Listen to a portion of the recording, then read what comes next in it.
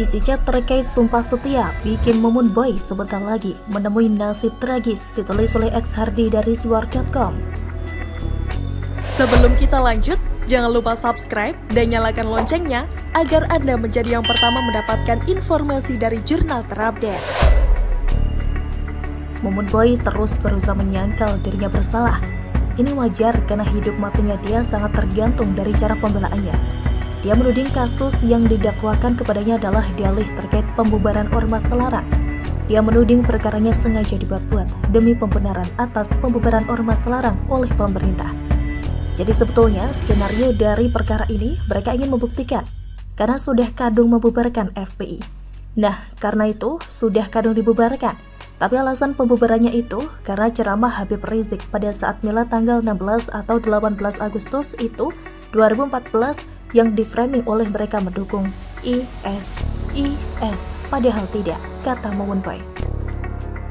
Karena skenarionya sudah kadung dibubarkan dan tuduhannya FPI dukung IS, maka kan harus dicari kasusnya. Harus dicari fakta seolah-olah, maka dicari-carilah. Ketemulah mereka informasi bahwa saya mengisi kegiatan di Makassar dan di Medan itu. Itulah yang dijadikan bukti seolah-olah FPI itu bagian erat dengan IS. Itu yang mau ditampilkan mereka. Jadi perkara saya digunakan untuk membuktikan bahwa ormas itu kaitannya dengan IS sudah tepat. Itu yang diinginkan mereka sebenarnya, kata Mumun Boy. Justru menurut saya Mumun Boy sudah lama dibidik, tapi pemerintah sedang mengumpulkan bukti pelan-pelan hingga berhasil mengumpulkan semua yang diperlukan agar dirinya tidak bisa mengelak lagi. Terkait waktu yang hampir berdekatan dengan dibubarkannya FPI, ini cuma kebetulan atau bisa disebut sekalian saja. Mumpung ormasnya dihancurkan dan bukti yang menjerat Mumun Boy sudah cukup, maka sekalian ditangkap. Mumun Boy ngelesnya kurang pintar. Substansi dan inti dari dakwaannya adalah soal kehadirannya dalam acara Sumpah Setia. Ngapain dikaitkan dengan pembubaran FPI? Ternyata penangkapan Mumun Boy bukan dilakukan secara membabi buta. Pasti ada dasar dan bukti kuat yang tidak terbantahkan. Dalam sidang lanjutan, seorang ahli dihadirkan JPU dan terungkap isi percakapan ponsel yang menyeret nama Mumun Boy. Kata Sumpah Setia muncul berkali-kali. Seorang ahli digital forensik menemukan beberapa kata tersebut, seperti komunikasi antara Gus Lutfi Rohman dan Uwais Al-Samarkandi pada 21 Oktober 2019 hingga 2 Juni 2020. Keduanya menyeret nama Mumun Boy.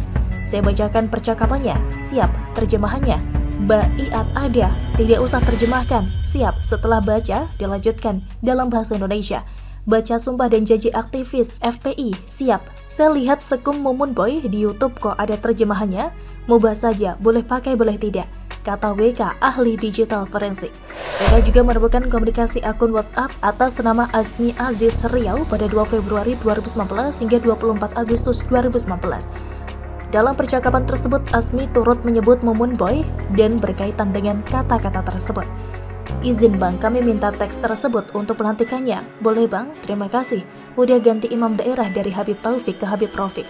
Selanjutnya, teks tersebut untuk pelantikan pengurus sudah dibagikan waktu diklat awal bulan Januari lalu, Syekh. Kata WK membacakan isi percakapannya. WK melanjutkan temuan komunikasi ketiga dalam percakapan akun atas nama Juliawan Baru pada 23 Januari 2019 sampai 17 April 2019. Temuan selanjutnya, WK juga membeberkan percakapan akun atas nama Habib Muhsin pada 13 Mei 2018 sampai dengan 1 Maret 2021. Menhan Cina tahun 2003, rencana perang biologi. Saksikan dan simak lalu analisa dengan aneka kegiatan wabah corona saat ini. Semoga bermanfaat. F angin gunung, S angin gunung. Akhir zaman menjelang, Imam Mahdi ini. Gimana kabarnya? Semoga antum dan keluarga sehat walafiat semua. Amin. Mau ngelak apa lagi coba? Jelas-jelas Mumun Boy sangat berbahaya. Sangat wajar sekali jika dia dituntut hukuman seberat mungkin. Kalau mainnya cuma sekedar teriak intimidasi dan sweeping, masih bisa diatasi. Tapi kalau sudah dekat dengan kelompok radikal, ini tidak bisa dibiarkan karena bisa menghancurkan satu negara.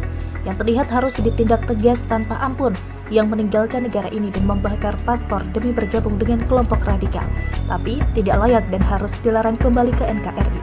Kelompok sebelah memang terkenal doyan ngeles meski bukti bejibun di mana-mana.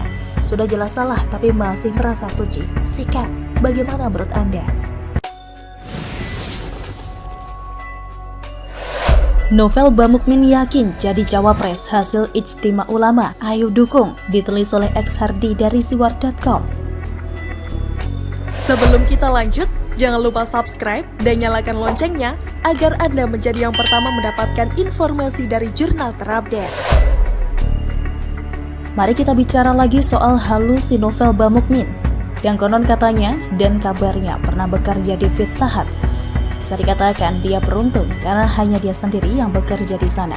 Tidak ada siapapun yang pernah bekerja di situ, eksklusif dan harus diabadikan.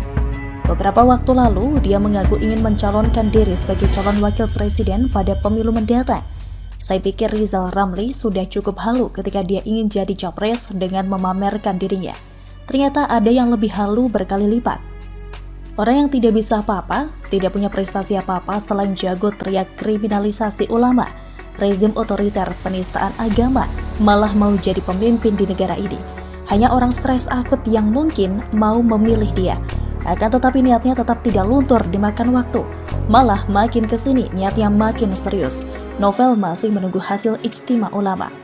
Meski masih menunggu hasil ijtima ulama, Novel optimis dirinya akan ditunjuk menjadi cawapres salah satu pasangan capres yang akan maju di 2024 mendatang. Siapapun nanti saya bisa berdampingan dengan capresnya, gak masalah asalkan berdasarkan hasil ijtima ulama nanti, kata Novel Bamukmin.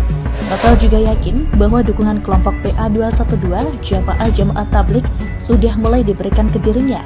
Bahkan kantong-kantong dukungan para ulama dan tokoh sudah mulai mengalir ke dirinya. Selain itu, secara langsung, dari lisan ke lisan, melalui forum-forum yang ada atau tablik-tablik akbar dari kelompok elemen 212, juga para tokohnya sudah mendukung, ujarnya. Saya sosialisasi ke kantong-kantong spirit 212, masih mendukung saya karena dari elemen 212 non-partai, saya baru satu-satunya yang maju sebagai cawapres. Katanya lagi, di satu sisi saya sangat kasihan dengan Novel Bamukmin ini. Sudah hampir dipastikan orang ini akan gigih jari karena halusinasi yang overdosis. Harapan yang terlalu tinggi kadang bisa membuat orang stres berat kalau tidak kesampaian. Yakin ijtima ulama mau mengusung dia menjadi cawapres? Kalaupun mau, selanjutnya harus lewati partai politik. Partai mana sih yang mau mengusung Novel? Hanya partai stres yang mau mengusung orang ini. Partai politik sama seperti perusahaan yang juga punya kalkulasi untung rugi secara politik. Mengusung Novel Bamukmin sama saja cari penyakit yang tidak ada obatnya. Bakal kalah telak dengan sangat dramatis dan memalukan. Novel mau sebut dirinya didukung umat dengan jumlah potensial 130 juta suara. Parpol mana pun takkan percaya. Parpol paling hancur dan gurem pun takkan mau percaya. Takutnya ijtima ulama pun tidak mau mengusung Novel. Tapi meski begitu, saya selalu berharap Novel beneran jadi cawapres. Kalau sampai ini terjadi, maka pemilu mendatang bakal sangat mudah. Lawan politik mudah sekali dikalahkan kalau orang ini jadi cawapres. Sekaligus kita akan sajikan hiburan lawakan paling lucu sepanjang sejarah pemilu di Indonesia. Sudah pasti Novel bakal menawarkan program kerja yang paling anti-mainstream. Kalau kalian sebut program Anies sudah aneh dan amburadul, maka program Novel bakal lebih amburadul berkali lipat.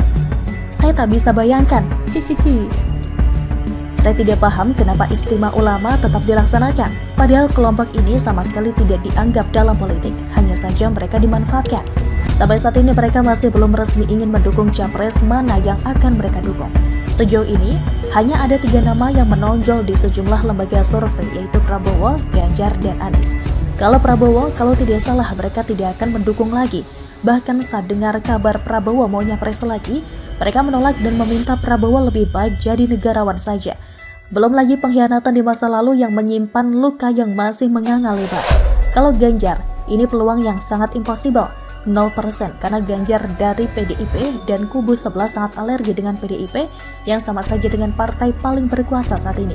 Jokowi juga dari PDIP. Kalau Anies, mereka juga belum tentu mendukung dan Anies juga belum tentu mau karena Anies juga pasti sudah tahu kalau kubu sebelah sudah dicap buruk.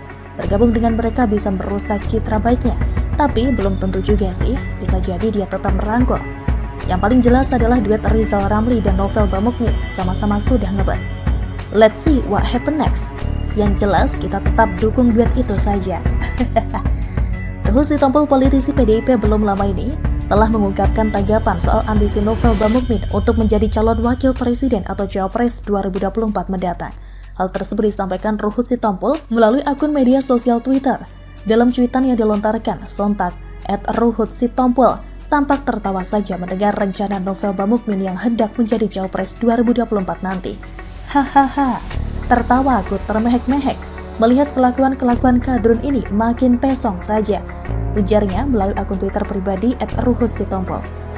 Melalui cuitan pula, Ruhut mengaku bahwa dirinya mendapat ancaman dari pendukung Novel ketika dia mengkritik rencana itu. Tapi ada saja yang mendukung dan ngancam-ngancam aku, menghina agama tertentu lah, ungkapnya. Ex-politikus Demokrat ini pun mengatakan bahwa agama yang dianut oleh Novel sama dengan agama yang dia dan keluarganya anut. Emangnya hanya kalian saja penganutnya? Keluarga besar istriku semua juga menganut agama yang kalian anut, merdeka.